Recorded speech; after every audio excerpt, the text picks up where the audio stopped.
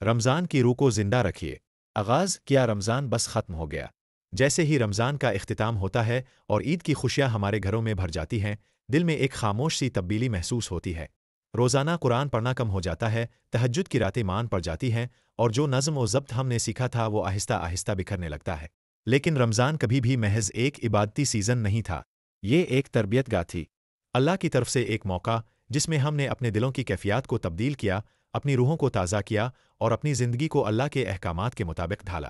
اب سوال یہ ہے، کیا ہم رمضان کی روح کو سمیٹ کر رکھ دیں گے، اسے بھول جائیں گے، اسے اپنی روزمرہ زندگی میں زندہ رکھیں گے؟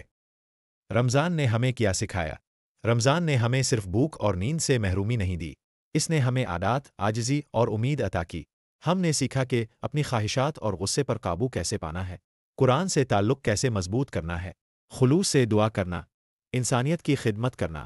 یہ سب محض وقتی اعمال نہیں تھے، بلکہ وہ بنیادیں ہیں جن پر ہماری پوری زندگی کھڑی ہو سکتی ہے۔ قرآن سے وابستگی سال بھر کے لیے۔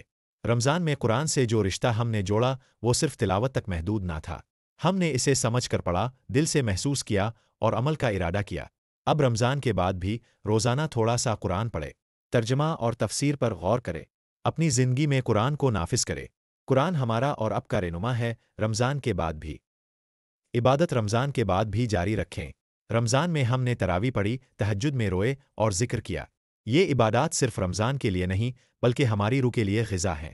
رمضان کے بعد روزانہ 2 نفل تہجد پڑھنا شروع کرے، صبح شام کا ذکر جاری رکھے، پیر اور جمعرات کے روزے رکھنے کی کوشش کرے، جو سکون اپنے ان عبادات میں پایا ہو ہر آنے والے دن کے لیے ہے، صرف رمضان کے لیے ہی نہیں۔ نظم و ضبط کو مستقل بنائیے۔ رمضان نے ہمیں ضبط نفس سکھایا، ہم نے نہ کھایا، نہ پیا اور نہ بدکلامی کی۔ یہ تربیت ہماری زندگی میں کام آ سکتی ہے۔ ہم سب یہ کام کر سکتے ہیں، فضول کاموں سے بچنا، سوشل میڈیا کا وقت محدود کرنا، زبان اور نظر کی حفاظت کرنا، روزمرہ کے کاموں میں نظم و ضبط پیدا کرنا۔ رمضان کریم میں ہم وقت کے حوالے سے کتنے محتاط ہو گئے تھے۔ رمضان کی تربیت اب زندگی کا حصہ بننی چاہیے۔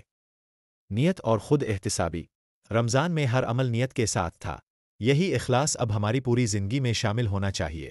اپنے لیے ہدف بنائیں، سال میں ایک بار قرآن مکمل کرنا، باقاعدگی سے ماہانہ صدقہ دینا، کسی فلاحی کام میں حصہ لینا، تعاون کرنا اور اپنے آپ کو مشغول کرنا۔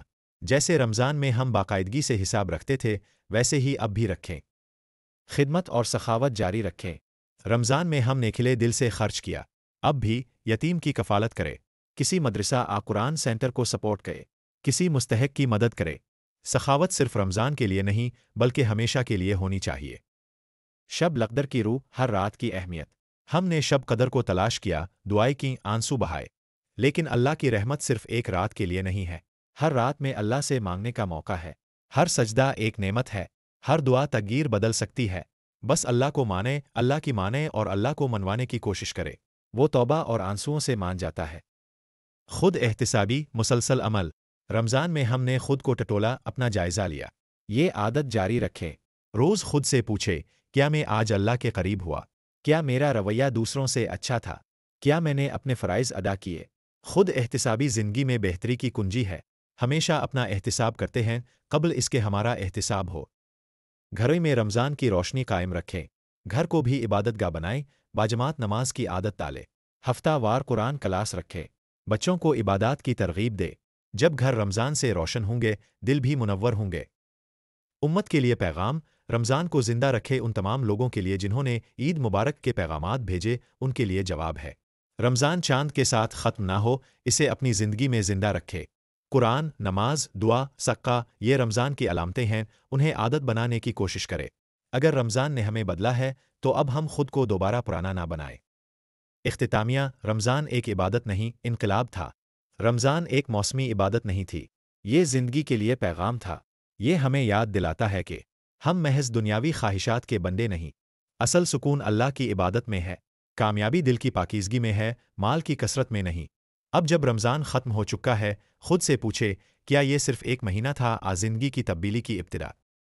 آئیے عہد کرے، قرآن کو زندگی کا دستور بنائے، سنت کی روشنی میں چلیں، تقویٰ کو دل میں جگہ دے، اس لیے حکمت کا سرچشمہ اور مومن کی کامیابی کا راز اللہ کا خوف ہے۔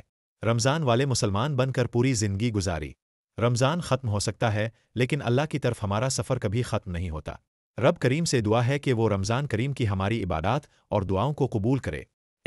हमने जो कुछ मांगा है रब करीम वो हमें अता करे। जो कुछ मांगना चाहते थे मगर ज़बान पर नहीं आ सका, रब करीम वो भी अता करे। जो कुछ मांगना चाहते थे मगर नहीं मांग सके, रब करीम वो भी अता करे।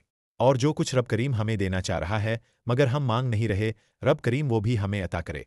रब करीम हमने जो कुछ भी मांगा है अपने ज़र्फ़ के मुताबिक मांगा है, रब करीम अब हमें अपनी शान के मुताबिक अता फरमाए। रब करीम हम अब से हर इस खैर के तलबगार हैं जो हमारे नबी उन पर दुरूद और सलाम हो ने अब से तलब किया और आपकी पनाह चाहते हैं हर इस शर से जिससे हमारे नबी ने आपकी पनाह चाही। रब करीम अब हमें जो भी खैर अता करेंगे हम इसके मोहताज हैं। रब करीम हमें पूरी ज़िंदगी ईमान, तकवा और एहतिसाब के साथ गुजारने की तौफीक अता फरमा। आमीन।